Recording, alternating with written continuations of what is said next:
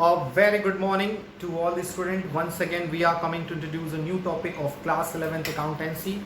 As you know very well, in the last few videos, we already discussed the few of the important topic related to the chapter number 1. That is in what is the meaning of bookkeeping, accounting and accountancy. As well as we discussed the some of the important basic terms like what is the meaning of transactions, events, and what is the meaning of account, what is the meaning of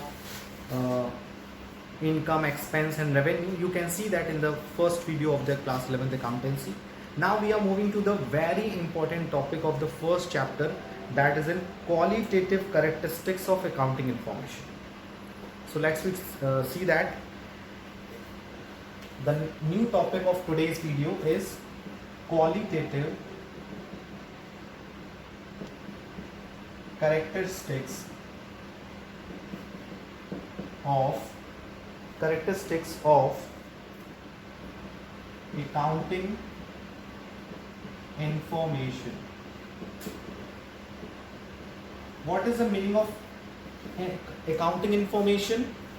You know very well, book keeping, accounting and accountancy में हम लोगों ने discuss किया है कि book keeping का मतलब होता है बुक को मेंटेन करना, यानी ट्रांजैक्शंस को रिकॉर्ड करना, समराइज करना, क्लासिफाई करना एंड समराइज, इंटरप्रिटेशन, एनालिसिस, वो सब अकाउंटिंग का पार्ट होता है. सो जो अकाउंटिंग इंफॉर्मेशन निकल कर आती है फ्रॉम दी अकाउंटिंग, उसको हम उस इंफॉर्मेशन में क्या क्या क्वालिटी होनी चाहिए, कह सकते हैं क्या क्या उसके अंदर एक अच्छी चीजें होनी चाहिए. जैसे हम किसी पर्सन को देखते हैं और कहते हैं कि वो पर्सन अच्छा है या बुरा है, यानी उसमें हम कुछ क्वालिटी देखते हैं. उसी तरह से बिजनेस में जब हम कोई अकाउंटिंग रिकॉर्ड मेंटेन करते हैं तो उससे जो इंफॉर्मेशन निकल के आती है उसके भी कुछ स्पेसिफिक कैरेक्टरिस्टिक्स होने चाहिए, क्वालिटेटिव कैरेक्टरिस्टिक्स. अगर वो कैरेक्टरिस्टिक्स उस इंफॉर्मेशन में नहीं है तो वो इंफॉर्मेशन किसी भी पर्सन के लिए रिलायबल या इंफॉर्मेटिव या फिर कह सकते हैं उसके लिए रिलेवेंस नहीं होगी. ये वर्ड्स मैं यूज कर दिया हूँ, यही इसकी क्वालिटेटिव कैरेक्टरिस्टिक्स भी है कि अगर मैंने बताया, आपको कोई इंफॉर्मेशन बताया और उस इंफॉर्मेशन को मैं अभी बता रहा हूं लेकिन उसकी रिलेवेंसी क्या थी, 1 घंटे पहले थी, इसका मतलब ये है कि वो इस इंफॉर्मेशन का कोई मतलब नहीं रहेगा. उसी तरह से अगर हमने कोई इंफॉर्मेशन आपको बताया लेकिन वो इंफॉर्मेशन हर सिचुएशन में सही नहीं है, इसका मतलब इंफॉर्मेशन रिलायबल नहीं. जैसे मैंने किसी इंसान के प्रति मैंने एक परसेप्शन बना लिया कि वो इंसान अच्छा है या बुरा है, किसी एक एक्टिविटी को देखकर मैंने डिटरमाइन कर दिया कि वो अच्छा है बुरा है, तो ये क्या है, रिलायबल इंफॉर्मेशन नहीं है, क्योंकि हम किसी एक काम से किसी चीज को जस्टिफाई नहीं कर सकते. उसी तरह से अकाउंटिंग इंफॉर्मेशन अगर सिर्फ 1 साल की होगी तो भी हम उस पर भरोसा नहीं कर सकते, हमें कई साल की इंफॉर्मेशन लेनी पड़ती है, इसलिए उसको बोलते हैं कंपेरेबिलिटी होनी चाहिए. क्लियर? सो अगर हम अकाउंटिंग इंफॉर्मेशन ले रहे हैं तो उस इंफॉर्मेशन में क्या क्या क्वालिटी होनी चाहिए, यही ये टॉपिक बताता है. सो फर्स्ट क्वालिटी होनी चाहिए वो है रिलायबिलिटी.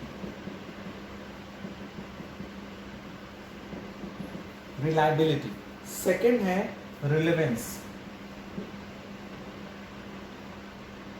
थर्ड है अंडरस्टैंडेबिलिटी.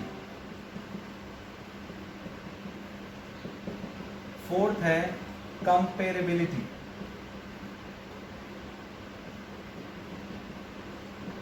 और फिफ्थ है फेथफुल प्रेजेंटेशन. यानी कि अकाउंटिंग इंफॉर्मेशन जो है ये 5 पिलर पे खड़ी है. अगर इसमें से एक भी पिलर हट गया तो वो इंफॉर्मेशन जो है क्वालिटेटिव नहीं कहलाएगी, उसमें कोई ना कोई कमी पाई जाएगी, और कमी पाई जाएगी तो इसका मतलब है कि वो अकाउंटिंग इंफॉर्मेशन हमारे लिए डिसीजन मेकिंग में यूजफुल नहीं होगा. अकाउंटिंग इंफॉर्मेशन के यूजर्स भी मैंने आपको बताया थे, यूजर्स होते हैं, मतलब जो उसको यूज करते हैं डिसीजन लेने के लिए. आप कोई भी डिसीजन लेते हैं, चाहे लाइफ का चाहे बिजनेस का, वो किस बेसिस पे लेते हैं, इंफॉर्मेशन के बेसिस पे लेते हैं. और अगर इंफॉर्मेशन करेक्ट है, इंफॉर्मेशन में ये 5 क्वालिटी है तो आपका डिसीजन 100% करेक्ट है. लेकिन अगर वो 5 क्वालिटी इस इंफॉर्मेशन में नहीं होगी तो आपका डिसीजन कभी भी सही नहीं हो सकता. So it is a very important to know the exact reason to know the exact reason, exact quality appeared in the particular accounting information. Let's we discuss the explanation of all 5 qualitative characteristics one by one. Accounting information must be reliable. How? What is the meaning of reliable? मतलब भरोसेमंद होना चाहिए। यानी accounting information reliable तभी होगी, ये ध्यान रखिए, if such information can be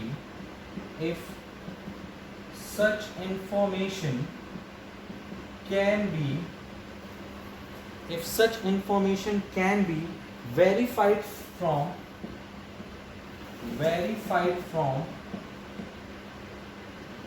source document।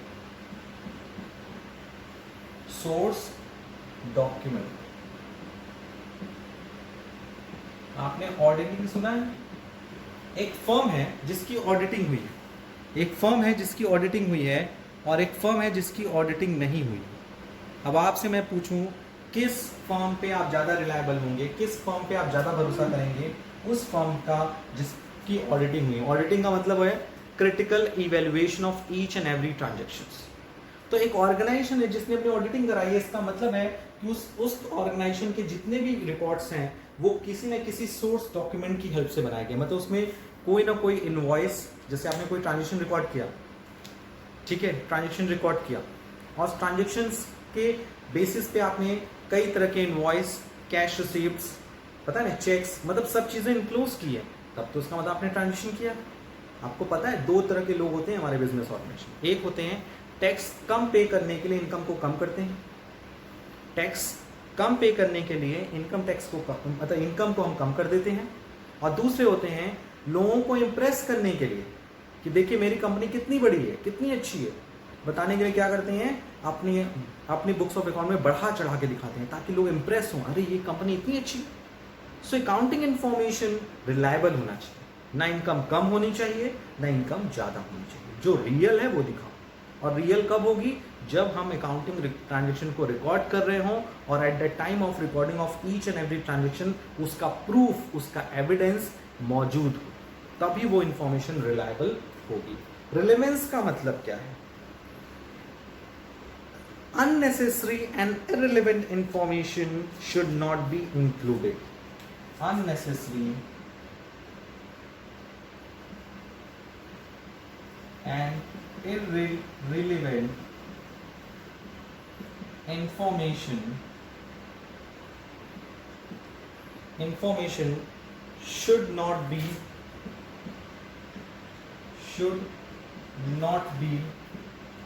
included।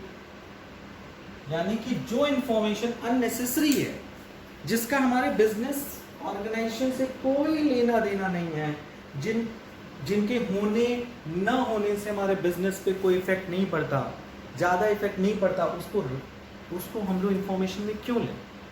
जैसे मैं अपने इन्वेस्टर से कहूँ कि मेरे ऑर्गेनाइजेशन में 1000 पेंसिल हैं, ठीक है, पर ईयर हम 1000 पेंसिलों पे डेप्रीशिएशन लगाते हैं।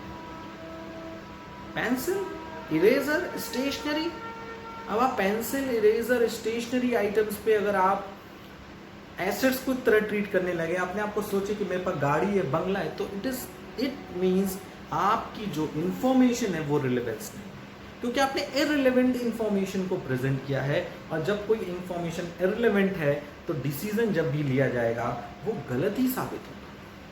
सो I want to say that कि अकॉर्डिंग टू दिस पैरामीटर हम ये कह सकते हैं कि अकाउंटिंग इंफॉर्मेशन में रिलेवेंट इंफॉर्मेशन होनी चाहिए, अननेसेसरी और इररिलेवेंट इंफॉर्मेशन नहीं होनी चाहिए। थर्ड क्वालिटेटिव कैरेक्टरिस्टिक्स है वो है अंडरस्टैंडेबिलिटी। अंडरस्टैंडेबिलिटी मतलब the presentation in simple and logical manner। जो इंफॉर्मेशन होनी चाहिए वो किस फॉर्म में प्रेजेंट होनी चाहिए? Simple and logical. सिंपल मतलब अगर एक बार अकाउंटिंग इंफॉर्मेशन के बारे में जो ए भी ना जानता हो वो देख के समझ जाए, ठीक है, कि अरे ये इंफॉर्मेशन ये कहना चाह रही। बेसिकली जो सिंपल प्रेजेंटेशन होता है उसको हम लोग, जैसे आप लोग देखते हो ग्राफ की हेल्प से, डायग्राम की हेल्प से हम कभी कभी कुछ इंफॉर्मेशन को क्या करते हैं, प्रेजेंट करते हैं। तो अंडरस्टैंडेबिलिटी का मतलब है इंफॉर्मेशन को ऐसे प्रेजेंट करिए ताकि देखने वाला उसे सिंपली वे में परसीव कर ले, और जो इंफॉर्मेशन होनी चाहिए वो लॉजिकल मैनर में प्रेजेंट हो। लॉजिकल मैनर का मतलब ये होता है कि सीक्वेंस, ऐसा नहीं है कि आप अपने यूजर्स को कोई इंफॉर्मेशन प्रेजेंट कर रहे हैं और उसमें प्रेजेंट के बारे में कम बता रहे हैं, फ्यूचर के बारे में बाद में बता रहे हैं। फ्यूचर में क्या होगा बात की बात है, पहले करंट सिचुएशंस बताइए। जैसे आपसे कोई पूछता है तो ये नहीं पूछता है कि बताइए बीकॉम में जाओगे तो कौन कौन सब्जेक्ट लोगे, पहले वो पूछता है कि बताओ इस समय आप 12th में हो, आप बताओ 11th में हो, आप बताओ क्या कर रहे हो, क्या स्ट्रीम लिया। फिर वो पूछता है, उस बेसिस पे वो पूछता है कि बताओ फ्यूचर में तुम्हें क्या बनना है, तुम्हें क्या बनना है फ्यूचर में। तो यू कैन सी दैट कि जो प्रेजेंट कंडीशन है अगर हम उसको एनालाइज नहीं करेंगे, उसको प्रेजेंट नहीं करेंगे लॉजिकल मैनर में, तो फ्यूचर में कोई भी डिसीजन अगर हमने लिया है तो वो कभी भी सही नहीं होगा, ठीक है। नेक्स्ट है कंपेरेबिलिटी। कंपेरेबिलिटी का मतलब होता है कि फाइनेंशियल स्टेटमेंट में करंट परफॉर्मेंस के साथ साथ प्रीवियस परफॉर्मेंस भी होनी चाहिए ताकि हम इजीली उसको कंपेयर कर सकें। सो presentation of information in such a way the current data with compared with the previous, comparison between current year and previous year, and plus comparison between one firm to another। ये बात ध्यान रखना कि कंपैरेबिलिटी का मतलब सिर्फ और सिर्फ अपने से ही कंपैरिजन करने से नहीं होता है, अपने से दूसरों के साथ कंपैरिजन की पॉसिबिलिटीज हो, अपने करंट परफॉर्मेंस के साथ साथ अपने प्रीवियस परफॉर्मेंस को भी हम इजीली क्या कर सकें, कंपेयर कर सकें। This is called comparability. So comparability accounting information का बहुत ही इंपॉर्टेंट क्वालिटी है, क्योंकि इसके बिना हम अपने फाइनेंशियल इंफॉर्मेशंस को क्या नहीं कर सकते, एनालाइज नहीं कर सकते। And last is faithful presentation. Faithful presentation का मतलब होता है ट्रू एंड फेयर, कि जो हम इंफॉर्मेशन प्रेजेंट कर रहे हैं वो सही है और इसमें कोई मिसलीडिंग इंफॉर्मेशन नहीं है, कुछ चीज़ें हम बढ़ा चढ़ा के नहीं दिखा रहे हैं। This is an most important objective of finance accounting information. So there are basically 5 qualitative characteristics of accounting information. That is an reliability, it means विश्वसनीयता, trustable, relevance मतलब exclusion of irrelevant information, understandability मतलब presentation of data in such a way that anyone can understand the accounting information, as well as accounting information must be comparable with the previous year data as well as with the another firm। and faithful representation means कि जो accounting information होनी चाहिए वो true and fair view में express होनी चाहिए, यानी वो सही और उचित चीज़ें ही क्या करें, दिखाएं। So this is a very important topic, and after that we will move to the next topic, users of accounting information. So please note down.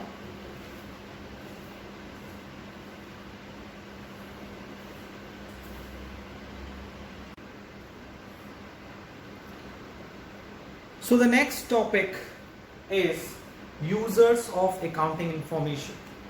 You know very well there are basically 5 characteristics of the accounting information: reliability, relevance, understandability, comparability and faithful representation.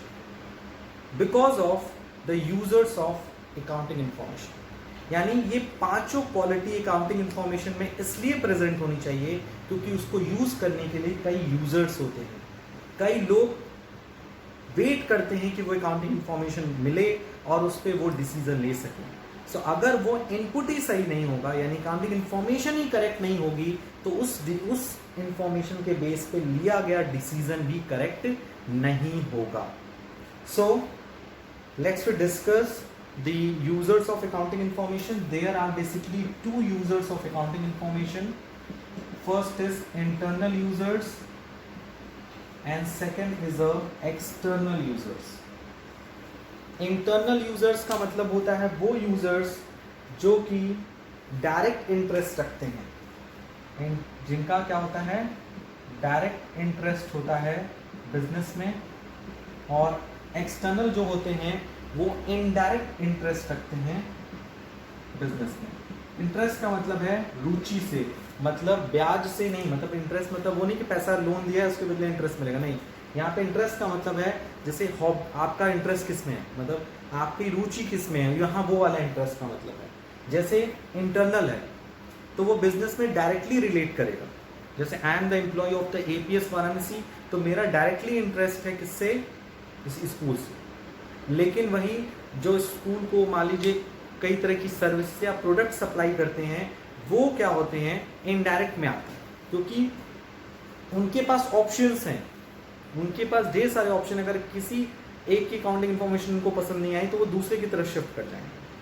ठीक है, तो internal users में कौन कौन से आते हैं, इसमें आते हैं ओनर्स, मैनेजमेंट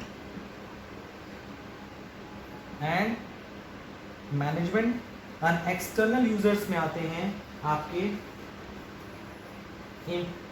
पोटेंशियल इन्वेस्टर्स या इन्वेस्टर्स, क्रेडिटर्स, जिसे हम सप्लायर भी कह सकते हैं, सप्लायर्स, इन्वेस्टर्स, इन्वेस्टर के साथ साथ पोटेंशियल इन्वेस्टर्स भी आते हैं, दोनों में अंतर होता है, और आपके कस्टमर, गवर्नमेंट,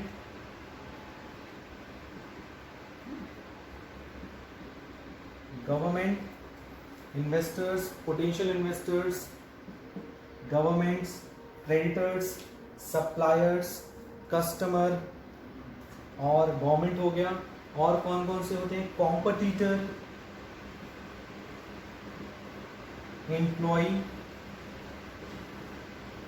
ठीक है, so you can see that accounting information को यूज करने का लोगों का अपना अपना पर्पस होता है। जैसे कि एक ओनर है, वो अकाउंटिंग इंफॉर्मेशन को क्यों लेना चाहिए, क्योंकि उसके बेसिस पे वो ये डिसाइड करेगा, मैनेजमेंट को इंस्ट्रक्ट करेगा कि आपको क्या करना चाहिए, या बेसिकली मैनेजमेंट रिपोर्ट करेगा ओनर को। मैनेजमेंट, ये अकाउंटिंग इंफॉर्मेशन कौन प्रिपेयर करता है, अकाउंटेंट, बुक कीपर बनाते हैं और अकाउंटिंग इंफॉर्मेशन ड्रॉप करते हैं कि कंपनी को इतना प्रॉफिट हुआ, इतना लॉस हुआ, या उसकी बैलेंस शीट ऐसी है, और फिर वो मैनेजमेंट को रिपोर्ट आता है। मैनेजमेंट रिपोर्ट बनाते हैं, एक डाटा प्रेजेंट करते हैं ओनर्स को मीटिंग में, और ये जो मैनेजमेंट प्रेजेंट करते हैं वो मैनेजमेंट अकाउंटिंग होता है। मैनेजमेंट अकाउंटिंग की हेल्प से वो डाटा प्रिपेयर करते हैं और डाटा सर्कुलेट कर देते हैं ओनर को। अब ओनर क्या करता है, सारे फैक्ट्स एंड चीज़ों को स्टडी करने के बाद डिसीजन लेता है, मैनेजमेंट को इंस्ट्रक्शन देता है। So you can see that accounting information जहाँ तक ओनर्स के लिए बेनिफिशियल है, उसी तरह से वो मैनेजमेंट के लिए बेनिफिशियल है, कि मैनेजमेंट उसी के बेसिस पे planning, organising, staffing, directing, controlling जैसे काम करता है, और ओनर्स क्या करते हैं, उसी के बेसिस पे क्या करते हैं, ओनर्स जो होते हैं वो बेसिकली डिसीजन लेते हैं, पॉलिसी इंप्लीमेंट करते हैं और मैनेजमेंट को हेल्प करते हैं ताकि वो फ्यूचर काम को अच्छे से कर सके। और एक्सटर्नल्स की बात करें, जैसे इन्वेस्टर्स, जिसने इन्वेस्ट किया हुआ, पोटेंशियल इन्वेस्टर जो इन्वेस्टमेंट करने की सोच रहा है, तो दोनों की जो इंटरेस्ट है वो सेम है। अकाउंटिंग इन्फॉर्मेशन को जाना जाएगा कि भैया इंटरेस्ट मिल सकता है कि नहीं मिल सकता है, रेगुलरली मेरा लोन रीपे होगा कि नहीं होगा। क्रेडिटर्स जो उधार सामान सप्लाई करते हैं, सप्लायर वही हो गया, कस्टमर, गवर्नमेंट, कंपटीटर, एम्प्लॉय, सबके अपने अपने इंटरेस्ट हैं और सब अपने अपने उद्देश्य से अकाउंटिंग इन्फॉर्मेशंस को एनालाइज करने की कोशिश करते हैं, जिसकी बेसिस पे वो ये डिसाइड करना चाहते हैं कि उन्हें बिजनेस के साथ डायरेक्टली या इनडायरेक्टली जुड़े रहना चाहिए कि नहीं चाहिए। और ओनर्स और मैनेजमेंट का तो पूरा फोकस रहता है बिजनेस के डेवलपमेंट पे, इसलिए वो इंटरनल यूज़र्स कहलाते हैं। और एक्सटर्नल यूज़र का बेसिकली जो मोटिव होता है वो होता है अल्टरनेटिव ढूंढना। इन्वेस्टर्स दो कंपनी का अकाउंटिंग इन्फॉर्मेशन लेंगे, उसमें से किसी एक ऑप्शन को चूज करें। अल्टरनेटिव्स ढूंढना इन सब का। एम्प्लॉय हम एक काम कर रहे हैं किसी ऑर्गेनाइजेशन में और हमें इस कंपनी का फ्यूचर ग्रोथ अच्छा नहीं लग रहा है अकाउंटिंग इन्फॉर्मेशन से, तो हम अपनी दूसरी जॉब ढूंढना स्टार्ट करते हैं। सो अकाउंटिंग इन्फॉर्मेशन एक्सटर्नल्स के लिए इसलिए इंपॉर्टेंट है क्योंकि वो अपने अल्टरनेटिव्स ढूंढते हैं, और इंटरनल के इसलिए क्योंकि वो अपने बिजनेस की ग्रोथ साइकिल को क्या करते हैं, डिसाइड करने की कोशिश करते हैं। So this is a short and simple discussion upon the users of accounting information. Now let's we move to the next topic.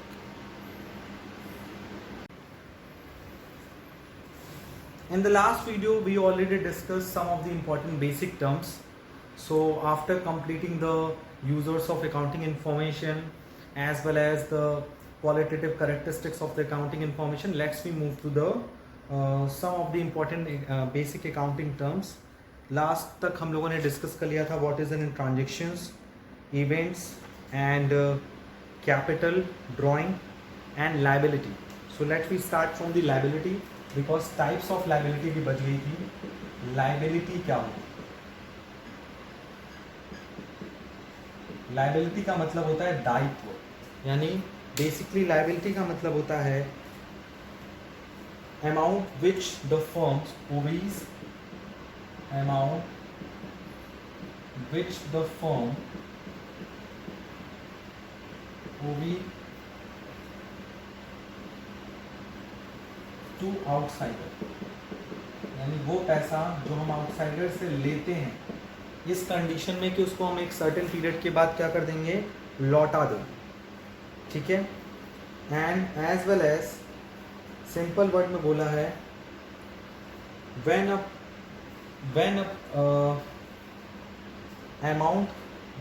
person, या सिंपल फॉर्म में हमने ये भी कहा था amount which are paid to others, amount paid to others, उसे भी हम लोग लायबिलिटी के फॉर्म में कह सकते हैं.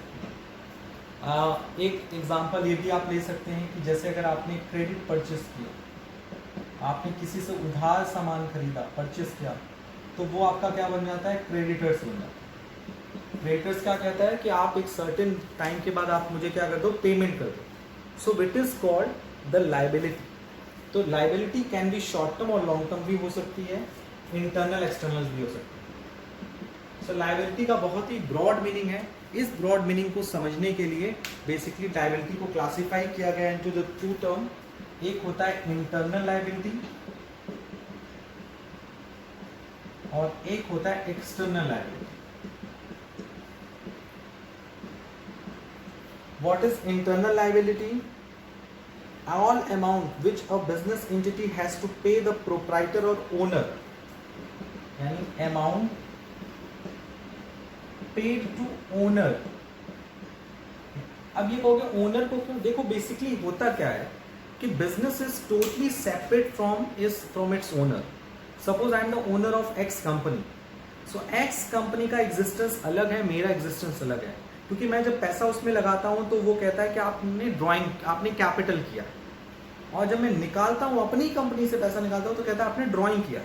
तो जब हम पैसा लगा रहे हैं उसको भी रिकॉर्ड किया जा रहा है, पैसा निकाला जा रहा है उसको भी रिकॉर्ड किया जा रहा है, यानी हमको एक तरह से क्रेडिटर समझा जा रहा है. जब हमको क्रेडिटर समझा जा रहा है इसका मतलब ये है कि I am the separate person as well as the company is also the separate person. So internal liability का मतलब है हम बिजनेस के पॉइंट ऑफ व्यू से बात कर रहे हैं, जो पैसा ओनर को देना होता है, प्रोप्राइटर को देना होता है, समझो इंटरनल लायबिलिटी कहते हैं. और वो पैसा जो हमें क्या करना होता है, इंटरनल एक्सटर्नल यूजर्स को या फिर कह सकते हैं आउटसाइडर को पे करना होता है. Amount paid to outsiders.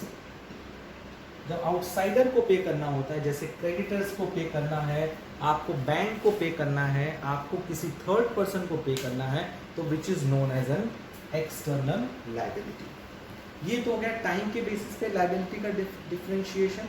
उसी के साथ साथ और भी कई बेसिस हैं, जैसे कि पीरियड के बेसिस पे। ये हो गया पर्सन के बेसिस पे। अगर इंटरनल पर्सन है तो इंटरनल लायबिलिटी, एक्सटर्नल पर्सन है तो एक्सटर्नल लायबिलिटी। एक और होता है liability short term liability and long term liability.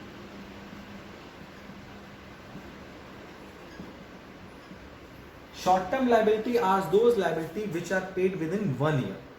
कोई भी लायबिलिटी जिसका पेमेंट हमें करंट अकाउंटिंग ईयर में करना है, इसी साल उसे पे करके खत्म कर देना है, तो उसे हम लोग बोलेंगे शॉर्ट टर्म लायबिलिटी, यानी liability which are paid within 1 year. इसलिए इसको शॉर्ट फॉर्म में एक और नाम देते हैं current liability. And long term liability are those liability जिसका पेमेंट हमें करंट अकाउंटिंग पीरियड में नहीं करना है, इसका पेमेंट 1 साल बाद करना है, तो उसे बोलेंगे लॉन्ग टर्म लायबिलिटी, यानी कि non current liability. So what is current liability? Current liability means the liability which are liabilities which are to be paid in 1 year। 1 year का यहाँ मतलब है 1 अकाउंटिंग ईयर, 1 साल के अंदर। जैसे अकाउंटिंग ईयर 1 अप्रैल को स्टार्ट होता है, 31 मार्च को खत्म होता है, तो 1 अप्रैल से 31 मार्च के अंदर अगर आपने कोई लायबिलिटी आपको पे करनी है, ड्यू है, तो वो करंट लायबिलिटी कहलाएगी। और कोई भी लायबिलिटी जो आप 1 साल से ज़्यादा के लिए पे करनी होती है, जिसे हम लोग नॉन करंट लायबिलिटी भी कहते हैं, यानी कि liability which falls due for payment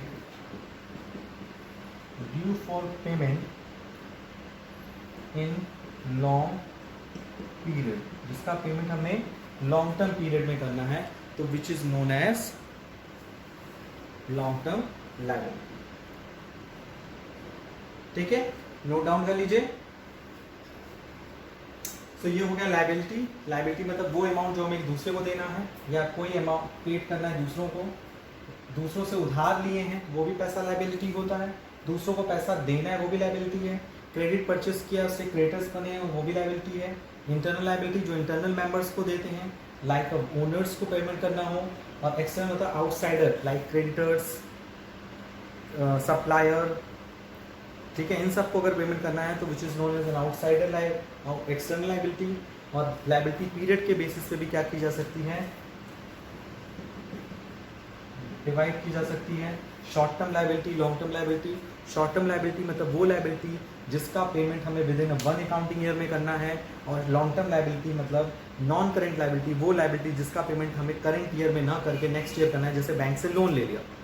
current liability मतलब जैसे क्रेडिटर्स को पेमेंट करना है, सप्लायर को, तो हम शॉर्ट टर्म पीरियड में इनका सेटलमेंट करते रहते हैं। रेंट पे करना है, बिजली का बिल आ गया पे करना है, तो this is short term liability. मतलब बिल आ गया उसके बाद पे करना है, तो बिल आ गया तो वो लायबिलिटी बन गई ना कि हमें पे करना है, ठीक है। और नॉन करेंट लायबिलिटी जैसे बैंक से 10 साल का लोन ले लिया, किसी पर्सन से हमने डिबेंचर इशू कर दिया, शेयर इशू कर दिया, तो ये सब हमारी कैसी लायबिलिटी हो, नॉन करेंट लायबिलिटी होती है। शेयर इशू करना नॉन करेंट लायबिलिटी नहीं होती, क्योंकि ओनर्स फंड होता है, तो इसको आप थोड़ा सा अलग रखिएगा। सो आई होप आज के इस वीडियो में हम लोगों ने बहुत सारी नई चीज़ें डिस्कस की। पहले qualitative characteristic of accounting information discuss किया, फिर हम लोगों ने डिस्कस किया the very important topic is few important basic accounting terms like a liability, as well as हम लोग डिस्कस किया है internal and external use of accounting information। So आज के लिए इतना ही, thank you, take care, good bye.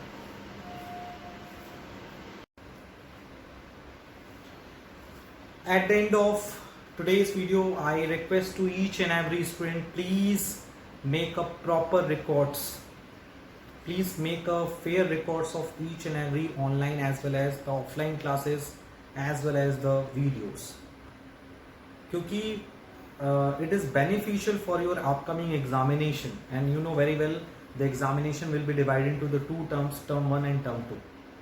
so subjective और objective दोनों के लिए it is very important कि जितने मैं conceptual चीज़ें यहाँ पे बोर्ड पे लिख रहा हूँ वो आपकी कॉपी में ऑलरेडी होनी चाहिए। और जितने भी बुक में MCQ क्वेश्चन गिवन है उसको सॉल्व करिए, और उसमें कोई डाउट है तो पूछिए। And you know very well आपके ऑफलाइन क्लासेस चल रहे हैं, सो कोशिश करिए कि maximum student will present in the school. सो यही कहना था। Thank you, take care.